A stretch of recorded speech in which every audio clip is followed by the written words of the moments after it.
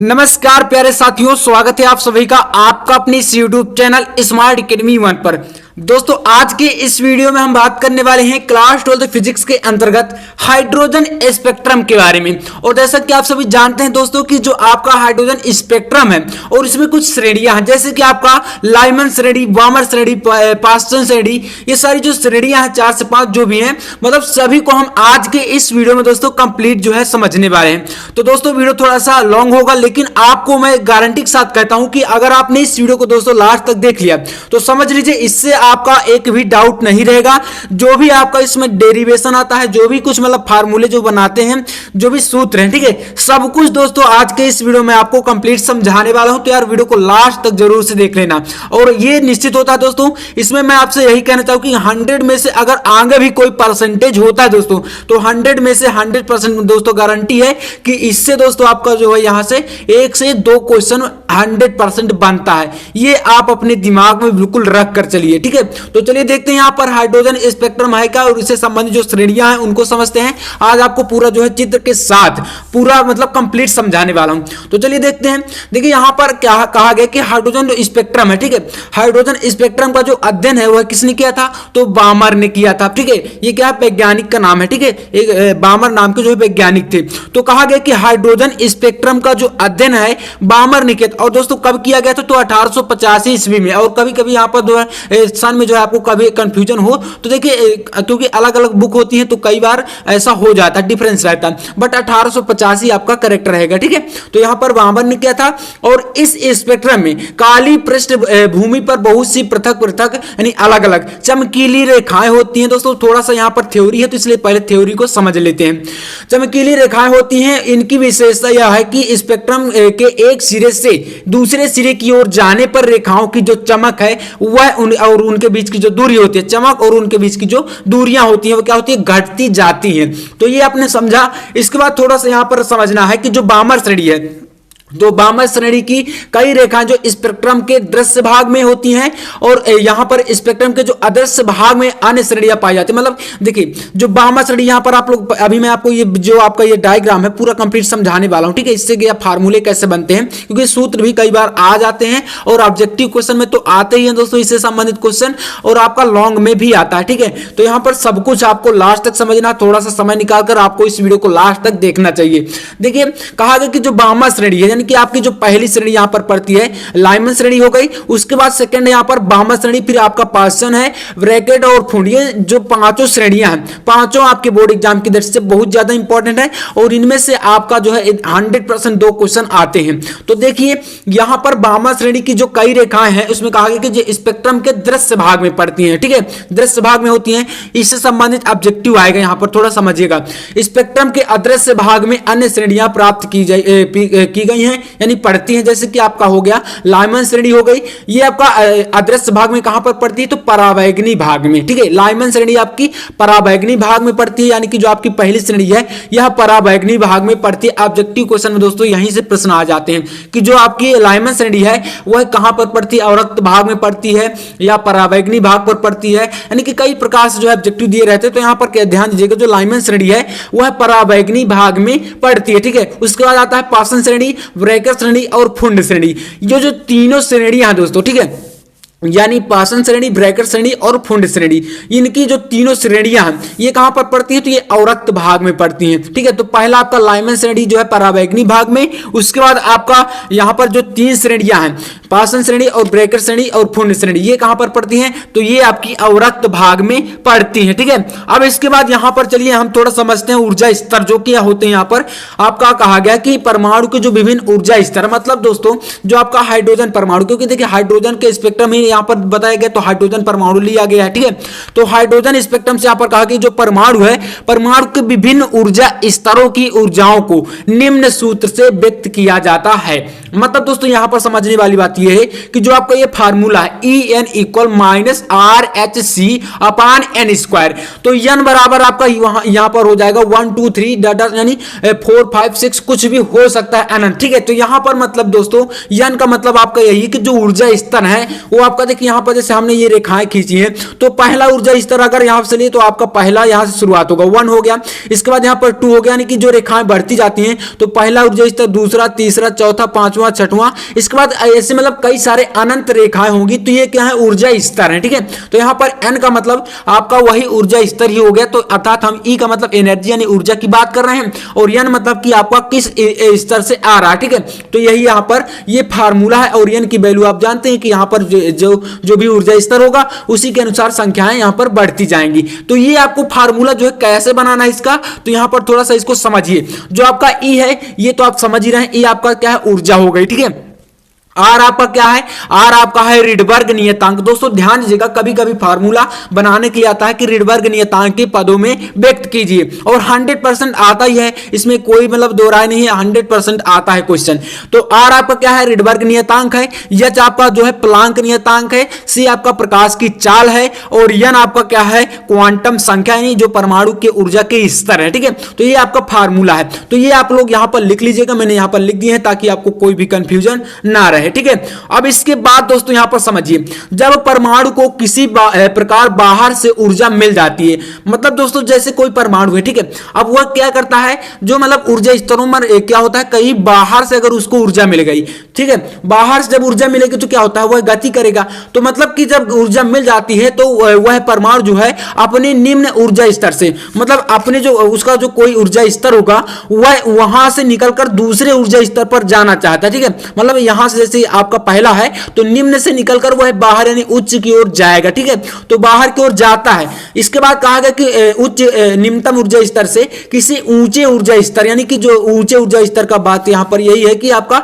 एक को जैसे यहां से 1 से स्टार्ट किया तो 2 पर पहुंचा, या आपका यहां से 3 पर पहुंचा, या आपका 4, मतलब कि कहीं भी दूसरे ऊर्जा स्तर पर चला जाता है। अब दोस्तों चला जाता है वहां से वह, ठीक है, 10 के पावर -8 यानी कि 10 के पावर घाते -8 सेकेंड में, मतलब कि वह वहां पर कितनी देर रुकता है, तो 10 के घाते -8 सेकेंड ही वहां पर रुकता है, मैं सीधे निम्न ऊर्जा स्तर में लौट आता। मतलब कि वहां जैसे यहां से स्टार्ट किया और गया और फिर कितना देर तक रुकेगा, तो 10 के घाते -8 सेकेंड, उसके बाद पुनः अपने ऊर्जा स्तर पर वापस आ जाता है। तो लौटते समय परमाणु प्रकाश का उत्सर्जन करता है और इसी से जो स्पेक्ट्रम बनता है। ठीक है, तो ये आपका यहां पर हो गया। इसके बाद दोस्तों यहां पर हम एक फार्मूला बनाने वाले हैं जो कि काफी ज्यादा इंपॉर्टेंट है और कई बार ये पूछा गया है, तो समझिएगा यहां पर दोस्तों थोड़ा सा देखिए, यहां पर हमने लिखा कि माना हाइड्रोजन परमाणु के 2 ऊर्जा स्तर, ठीक है, 2 ऊर्जा स्तर का मतलब यहां पर पहला आपका N1 है और दूसरा आपका N2 है, मतलब कि ये क्या है ऊर्जा के स्तर हैं जिनकी ऊर्जाएं क्रमशः आपकी E1 व E2 हैं।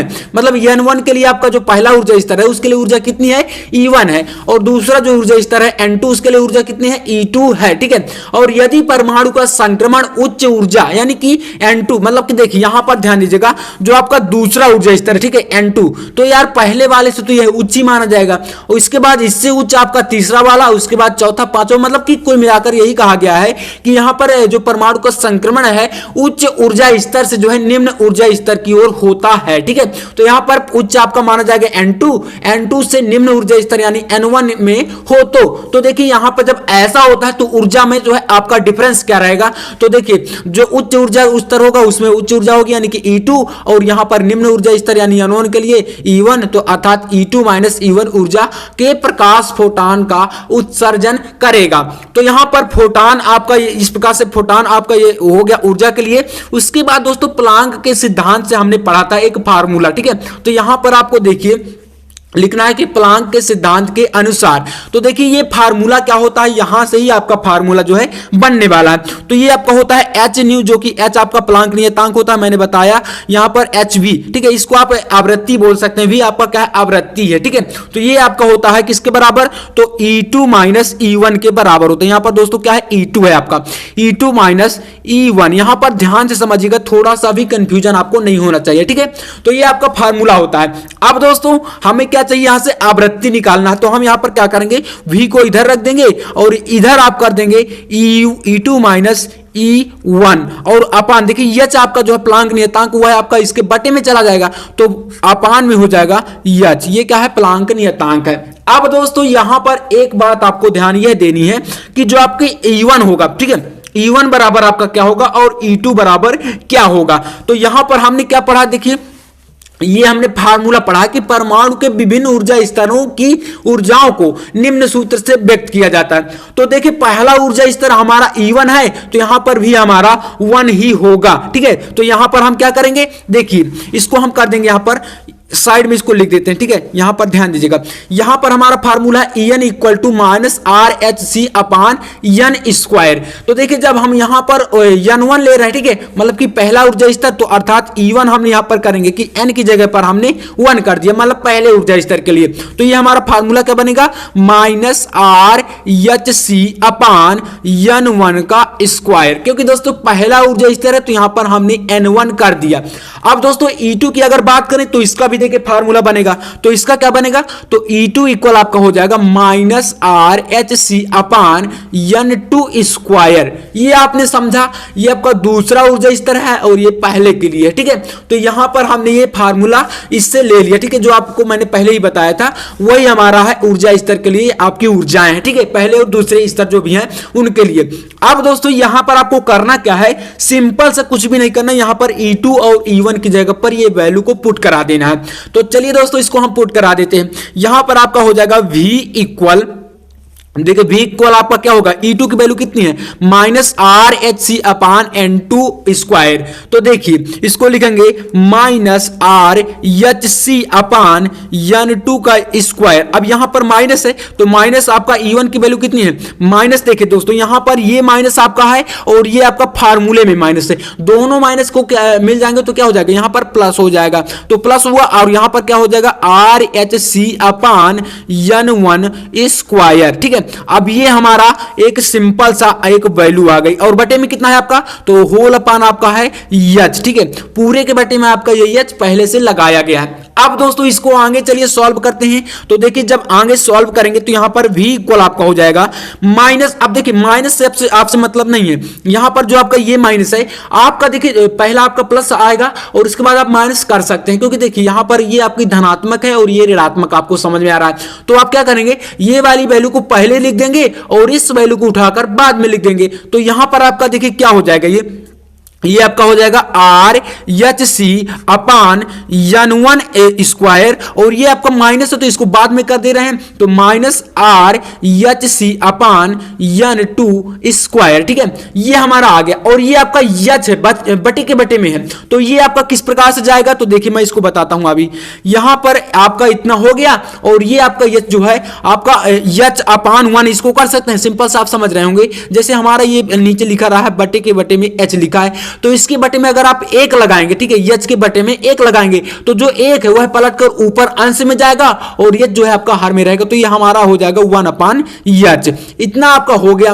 अब दोस्तों यहां पर क्या करेंगे, v इक्वल आप कर दीजिए RH जो है ये दोनों से क्या है, कॉमन हो रहा है, मतलब हम यहां से क्या कर सकते हैं, कॉमन ले सकते हैं। तो चलिए इसको कॉमन ले लेते हैं RH, और यहां पर ब्रैकेट में क्या बचेगा, तो यहां पर आपका 1 बचेगा, क्योंकि यहां पर पूरा हमने कॉमन ले लिया तो एक बचेगा यहां पर 1 अपान N1 स्क्वायर, यहां पर दोस्तों स्क्वायर ध्यान दीजिएगा, स्क्वायर माइनस यहां पर भी एक बटे आपका बच जाएगा, तो एक बटे आपका यहां पर कितना है, N2 स्क्वायर, ये हमारा बच गया। और ये क्या है, 1 अपान एच है, तो गुणे में आप कर दीजिए 1 अपान एच। अब दोस्तों ये वाला ये जो है इस एच को जो है कैंसिल कर देगा, तो आपका यहां पर आर सी बच जाएगा, तो v इक्वल आपका बचेगा आर सी, और यहां पर दोस्तों आर सी है, ठीक है, सफिक्स में नहीं है, आर सी यहां पर 1 अपान N1 स्क्वायर माइनस 1 अपान N2 स्क्वायर, ये हमारा बन गया है से एक फार्मूला। अब दोस्तों इसके आगे आप क्या कर सकते हैं, देखिए आपको मैं बताता हूं, जो आपका C है, ठीक है, C आपका है जो, ये आप ले यहां पर ले आइए V के बटे में, तो देखिए हम यहां पर क्या कर सकते हैं, V अपान C इक्वल यहां पर R। अब दोस्तों यहां पर क्या होता है, ये आपका हो जाएगा 1/n1 square minus 1/n2 square. ये आपका बन गया एक फार्मूला जो आपका V/, दोस्तों C होता है, ठीक है, V/C होता है। ये किसके बराबर होता है? तो लैम्डा के बराबर होता है। अब दोस्तों लैम्डा के बराबर होगा तो हम यहाँ पर क्या कर सकते हैं? लैम्डा जो है लिख सकते हैं। तो यहाँ पर एक प्रकार से आप कर सकते हैं 1/λ, ठीक है। तो 1/λ हम यहाँ पर कर देंगे तो आपका क्या हो जाएगा, देखिए, क्योंकि यहाँ पर एक फार्मूला होता है, ध्यान दीजिएगा। आपको यहाँ पर मैं बता दूं ताकि आपको कोई जो है कंफ्यूजन ना रहे। देखिए आपका फार्मूला होता है C = V λ, ठीक है, V λ। अब दोस्तों हमारा यहाँ पर वैल्यू किस प्रकार से रखी गई है? तो ये हमारी V/C के बटे में है। तो इसको अगर हम यहाँ पर V/C करें तो क्या हो जाएगा आपका? यहाँ पर जो लैम्डा है ये आपका 1/, बटे में आ जाएगा, और ये आपका देखिए V है तो V रहेगा, और C आपका इसके बटे में चला जाएगा। तो V/C हमारा बन गया, और V/C हम यहाँ से कर सकते हैं इसके बराबर 1/λ। तो यहाँ पर हम क्या कर देंगे? V/C में 1/λ रख देंगे। तो 1/λ इक्वल टू R, और ब्रैकेट में आपका 1/n1 square minus 1/n2 square, ठीक है। ये आपका बन गया जो है फाइनल इसका आंसर। अब दोस्तों यहां पर आपका जो n1 है और n2 है ये क्या होंगे? तो ये आपको मैं अभी बताने वाला हूं। ये काफी काम का फार्मूला है तो इसको बिल्कुल आप ध्यान रखिएगा, ठीक है। ये काफी इंपॉर्टेंट सूत्र है और कई बार यह पूछा जाता है इसको आपको सॉल्व करने के लिए। ये लैम्डा जो है आपका दोस्तों ये क्या है? तरंग संख्या, या एक प्रकार से क्या है? तरंग को व्यक्त करता है, मतलब कि तरंग संख्या होती है, ठीक है। मतलब तरंग दैर्घ्य जो होती है वह लैम्डा होती है, मतलब किस श्रेणी की तरंग दैर्घ्य कितनी है वह आप इसी फार्मूले से निकाल पाएंगे। जैसे पूछ लिया कि लाइमन श्रेणी की तरंग दैर्घ्य निकालिए, और यदि उसका मतलब ऊर्जा स्तर संख्याएं दे दिए 2 3 4 जो भी ऊर्जा स्तर है उसके अनुसार आपको निकालना पड़ेगा तरंग संख्या, ठीक है, तरंग दैर्घ्य, ठीक है। तो इस प्रकार से ये आपका लैम्डा से निकालना होता है। अब दोस्तों यहां पर सबसे इंपॉर्टेंट बात यही है कि आपको यहां पर अब ध्यान देना है कि जो लाइमन श्रेणी है, बामर श्रेणी है, पार्सन जो भी श्रेणियां हैं उनको आपको कैसे करना है, ठीक है। तो चलिए इसको भी हम सॉल्व करते हैं। यहां पर सबसे पहली जो श्रेणी दोस्तों आपको पढ़नी है वह आपकी आती है लाइमन श्रेणी। तो लाइमन श्रेणी को समझिएगा। लाइमन श्रेणी में देखिए क्या होता है, ये कहां पर पड़ती है और इसका फार्मूला हमने अभी देख लिया। तो देखिए जब कोई परमाणु, यहां पर ध्यान दीजिएगा, हम अब चित्र के साथ समझने वाले हैं, जो आपका चित्र है इसको लेकर समझेंगे, ठीक है। तो कहा गया कि जब कोई परमाणु किसी ऊंचे ऊर्जा स्तर से निम्नतम ऊर्जा स्तर यानी पहले ऊर्जा स्तर में लौटता है तब उत्सर्जित स्पेक्ट्रम की रेखाएं परावैगनी भाग में मिलती हैं। यहां पर पॉइंट को समझिएगा दोस्तों, ये आपका परावैगनी भाग जो है ये ऑब्जेक्टिव में आता है, ठीक है। तो यहां पर अगर पूछ ले कि लाइमन श्रेणी की जो स्पेक्ट्रम रेखाएं हैं वो कहां पर पड़ती हैं, तो परावैगनी भाग में, तो इसलिए ध्यान रखिएगा में मिलती हैं, और इन रेखाओं की तरंग दैर्घ्य निम्नतम रूप से ज्ञात कर सकते हैं। देखिए ये आपका क्या है? लाइमन श्रेणी है, लाइमन सीरीज। अब इसमें कहा गया कि जब कोई मतलब आपका ऊर्जा रेखा जो होती है, यहां पर कहा गया कि जब कोई परमाणु है उसके जो ऊंचे ऊर्जा स्तर से निम्नतम ऊर्जा स्तर में, ऊंचा ऊर्जा स्तर मतलब कि दूसरे से अगर पहले में आए, तीसरे से पहले में आए, चौथे से पहले में आए, जैसे ये रेखा है, 5वें से पहले में आए, 6वें से जो है पहले में आए, उसके बाद 7वें से, इसी प्रकार से अनंत मतलब ऊंचे ऊर्जा स्तर से निम्नतम ऊर्जा स्तर में आए। तो ऐसे क्या होगा, यहां पर लाइमन सीरीज बनेगी, और ये आपका क्या पर दिखाई देता है, तो परावैगनी भाग में दिखाई देता है। अब दोस्तों यहां पर आपका जो ये फार्मूला जो मैंने अभी आपको सॉल्व करा, जस्ट अभी हमने इसे जो है सॉल्व किया, 1/λ इक्वल टू R और 1/1 स्क्वायर माइनस 1/n स्क्वायर। तो यहां पर दोस्तों n बराबर आप क्या ले सकते हैं, 2 3 4, क्योंकि देखिए n बराबर हम 2 3 4 क्यों लेंगे, क्योंकि दूसरे से आ रही हैं, तीसरे से आ रही हैं, चौथे से आ रही हैं, और किस में रही है, तो पहले ऊर्जा स्तर में आ रही है, ठीक है। तो इस प्रकार से यहां पर पहला तो आपका वही रहेगा, क्योंकि पहला हमने यहां पर लिया है n1, तो आपका वही रहेगा, लेकिन n2 जो हमने लिया हुआ है चेंज होता जाएगा, क्योंकि दूसरे तीसरे चौथे ऊर्जा स्तर से आ रही है। तो ये आपका बनता है लाइमन सीरीज। इसके बाद आपका बनता है बामर श्रेणी। तो देखिए इसको भी समझते हैं, इसी प्रकार सब रहते हैं, ठीक है। तो कहा गया कि जब परमाणु किसी ऊंचे ऊर्जा स्तर से दूसरे ऊर्जा स्तर में लौटता है तो उत्सर्जित स्पेक्ट्रम की रेखाएं जो है दृश्य भाग में प्राप्त होती है। ये कहां पर मिलती है, तो दृश्य भाग में, यहां पर ये भी ऑब्जेक्टिव में आता है। तो दृश्य भाग में देखिए कहा गया कि जब मतलब कि यहां पर कहा गया कि जब परमाणु किसी ऊंचे ऊर्जा से दूसरे ऊर्जा स्तर में, माने ऊंचे ऊर्जा स्तर से जो है दूसरे ऊर्जा स्तर में, जो कि आपका यहां पर दिख रहा है n=2, ये आपका दूसरा ऊर्जा स्तर है। तो मतलब तीसरे से दूसरे में आए, चौथे से पांचवें से छठवें से सातवें से अनंत, इसी प्रकार से, ठीक है। तो मतलब आता किसमें, दूसरे ऊर्जा स्तर में आ रहा है। तो कौन सी सीरीज बनती है, बामर श्रेणी। ठीक है, तो यहाँ पर ये आपका बामर श्रेणी बन गया और मिलती कहां पर, तो 10 भाग में प्राप्त होती है। और इसका फार्मूला 1/λ इक्वल टू r और ब्रैकेट में 1/2 स्क्वायर करके दूसरे ऊर्जा स्तर में आ रही है और -1/n2 की जगह पर आपका तीसरे, चौथे, पांचवें, छठवें अनंत, यानी कि जो भी संख्या है तो कहां से आ रही, तीसरे से लेकर आ रही है, क्योंकि यहां पर आप देख सकते हैं तीसरे ऊर्जा स्तर से स्टार्ट हो रही है और इसी प्रकार से आप कितनी भी संख्याएं ले सकते हैं यहां पर। ठीक है, इसके बाद अगला है आपका पाषाण श्रेणी। इसको समझिए। तो पाषाण श्रेणी क्या है कि जब कोई परमाणु किसी ऊंचे ऊर्जा स्तर से तीसरे ऊर्जा स्तर में लौटता है तो उत्सर्जित रेखा स्पेक्ट्रम के अवरक्त भाग में मिलती है। ये कहां पर मिलती है, तो अवरक्त भाग में। ठीक है, ये भी ऑब्जेक्टिव में आता है और इसका फार्मूला क्या है, 1/λ इक्वल टू r और 1 ब्रैकेट में 3 स्क्वायर माइनस 1/n2 की जगह पर आपका चौथे, पांचवें, यानी कि तीसरे ऊर्जा स्तर में आ रही है। कहां से आ रही है, चौथे, पांचवें, छठवें ऊर्जा स्तर से आ रही है। आप यहां पर देख सकते हैं तीसरा ऊर्जा स्तर ये आपका हो गया और कहां से आ रही है, तो चौथे से, इसके बाद पांचवें से, छठवें से, सातवें से, आठवें से, इसी प्रकार से अनंत ऊर्जा स्तर हो सकते हैं। इसके बाद आपका था ब्रैकेट, तो आपका ब्रैकेट में कहां से आ रही है, तो चौथे ऊर्जा स्तर में आ रही है और कहां से आ रही है, तो पांचवें, छठवें, सातवें, आठवें से। इसके बाद आपका फुंड है, तो फुंड में कहां से, पांचवें ऊर्जा स्तर में आ रही है, कहां से, तो छठवें, सातवें, आठवें ऊर्जा स्तर से आ रही है। तो इस प्रकार से आपका यहां पर यह भी ब्रैकेट श्रेणी है। जब कोई परमाणु किसी ऊंचे ऊर्जा स्तर से चौथे ऊर्जा स्तर में लौटता है तो स्पेक्ट्रम की रेखाएं अवरक्त भाग में। ध्यान देने वाली बात यही है कि अवरक्त भाग में ये आपकी सारी श्रेणियां जो है मिलती है। कौन कौन सी, तो पाषाण श्रेणी, ब्रैकेट श्रेणी और आपकी फुंड श्रेणी, ये कहां पर मिलते हैं, तो अवरक्त भाग में। और ये इनका फार्मूला आपका यही होता है। अगर फुंड की बात करें तो फुंड श्रेणी में आपके यहां पर 5 हो जाए, क्योंकि पांचवें ऊर्जा स्तर में आ रही है और आ कहां से, तो सातवें, आठवें से आ रही है। तो इस प्रकार से यहां पर संख्याएं जो है आप लोग कर सकते हैं और इससे आप तरंग दैर्घ्य निकाल सकते हैं। ठीक है, तो ये ध्यान दीजिएगा और यहां पर ऑब्जेक्टिव आपका ये पूछा जाता है और लॉन्ग में आपका ये क्वेश्चन आता ही आता है। तो दोस्तों मैं उम्मीद करूंगा कि आपको यह वीडियो काफी पसंद आया होगा। और हाँ दोस्तों, अगर यार वीडियो पसंद आए तो लाइक कर देना और चैनल पर तो सब्सक्राइब भी कर लेना, अगर आप भी ऐसे इंपॉर्टेंट वीडियो पाना चाहते हैं। तो चलिए दोस्तों, मैं मिलता हूं आपसे अगली वीडियो में, तब तक के लिए जय हिंद, वंदे मातरम।